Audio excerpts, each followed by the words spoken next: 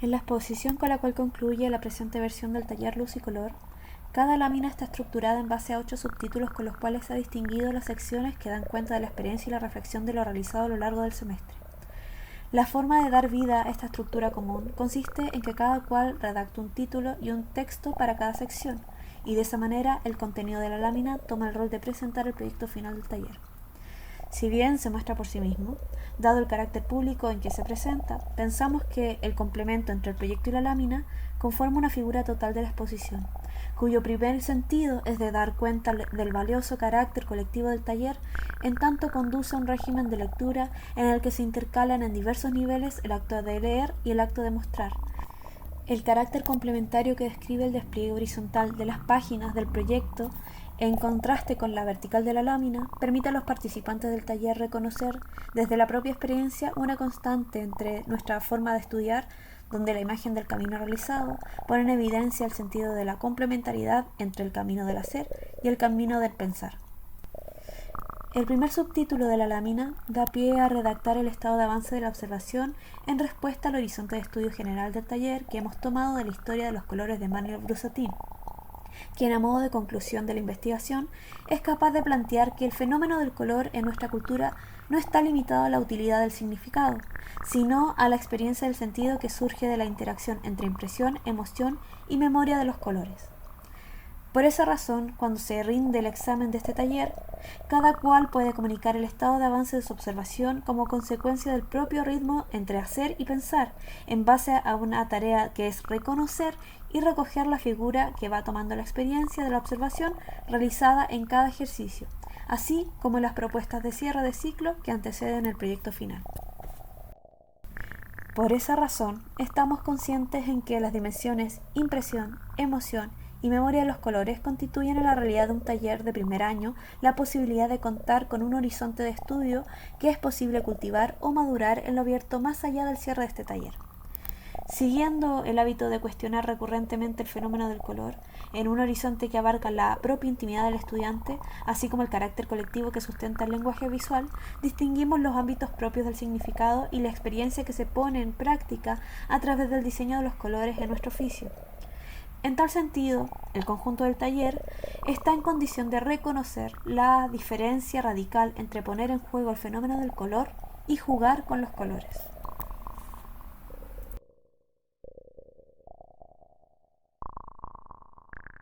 El caso de estudio propuesto para este taller se configura a partir de ir al borde del mar para observar aquello que la geografía nombra como la zona intermareal.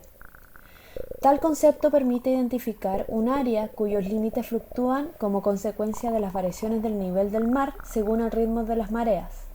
Desde ese punto de vista, al borde del mar deja de ser una línea que separa el agua de la tierra, dando lugar a una superficie en la cual podemos ver a simple vista lo que a otras horas está sumergido en el mar. Ir al encuentro de ese fenómeno para recoger con el dibujo el carácter singular de sus colores tiene un primer paso, que es dibujar con tinta negra y agua para tener en cuenta de ahí en adelante que todos los colores responden a una escala de luminosidad surgida de las relaciones entre claro y oscuro. A partir de las diferentes saturaciones de tinta en el agua, podemos configurar una paleta compuesta de grados de luminosidad en base a la mezcla de la luz dada por el papel y los grados de sombra según el valor de las tintas más o menos diluidas. De esa forma simple y directa de dibujar se abre el gran tema sobre el contraste en el espacio gráfico del dibujo. En este caso, a propósito de los diferentes modos en que las rocas secas o mojadas, las diferentes variedades de algas y líquenes, etc., muestran en su fluctuación las variables que van del alto contraste a un contraste medio o bajo contraste.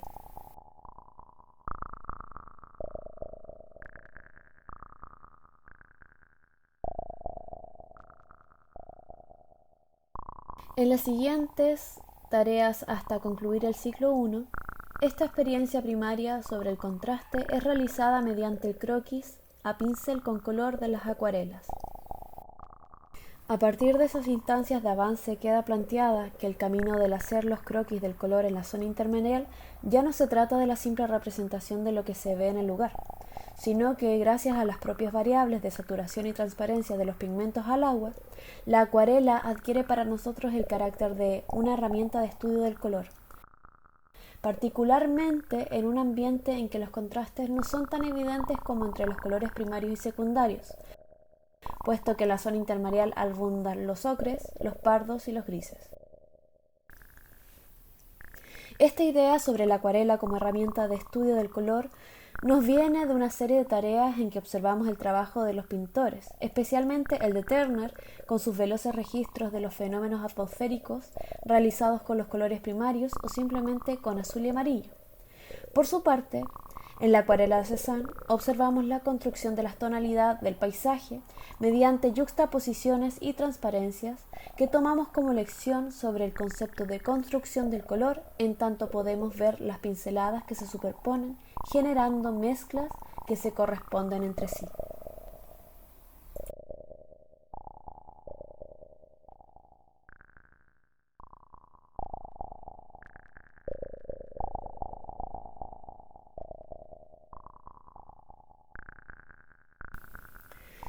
En la etapa del ciclo 2 del taller,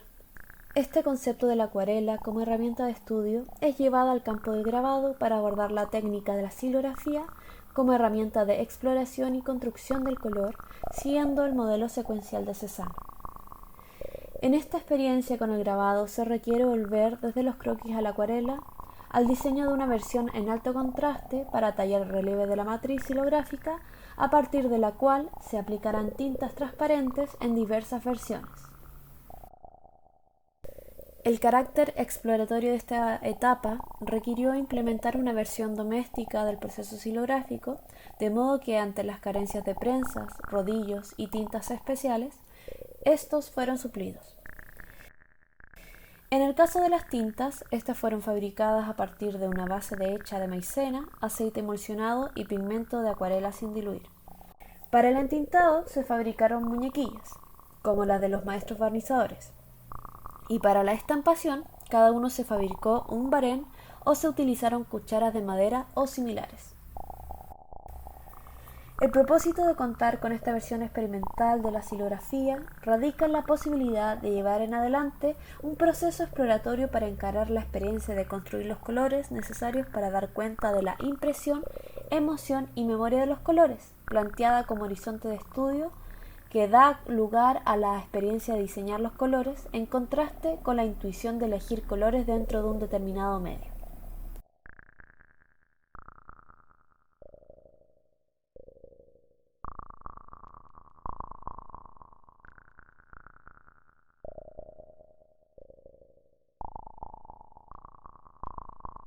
En el tercer y último ciclo del taller, este proceso de construcción aditiva del color se ve urgido por la necesidad de que el dibujo de la zona intermareal se constituya por la vía de una configuración en una propuesta a un lector, en tanto comunica un sentido de lectura basado en el contraste que merece el encuentro entre las rocas, las algas y el agua. Esto significa comenzar por recoger de la observación aquellas situaciones que responden a nuestra disposición de ver todo en relación. Y para ello tenemos que poner entre paréntesis la idea de dibujar aquello que reconocemos para confiar en mirar unas cosas respecto a las otras. De modo que el color, la forma, el tamaño, las distancias, la ubicación de los elementos del dibujo se vuelven para nosotros variables que debemos llevar a un nivel de contraste suficiente para eludir a la ambigüedad.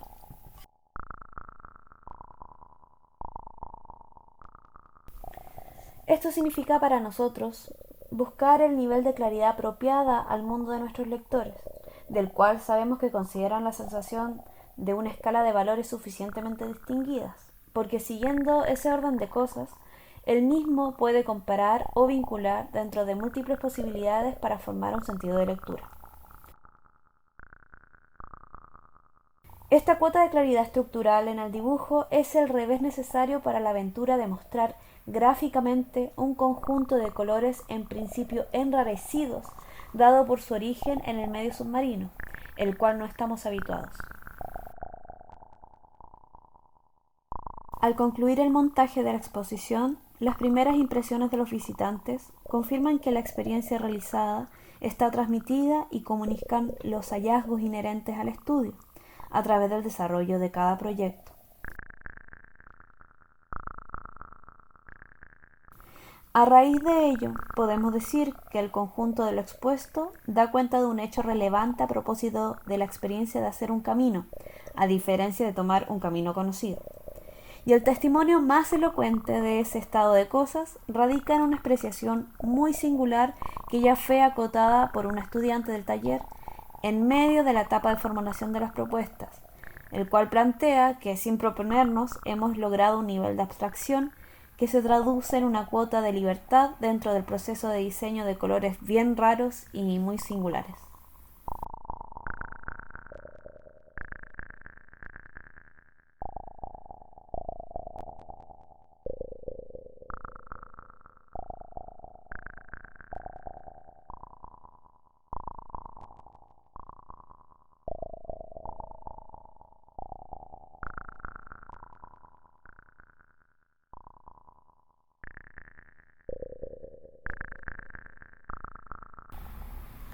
Felicitaciones a todas y a todos en el taller.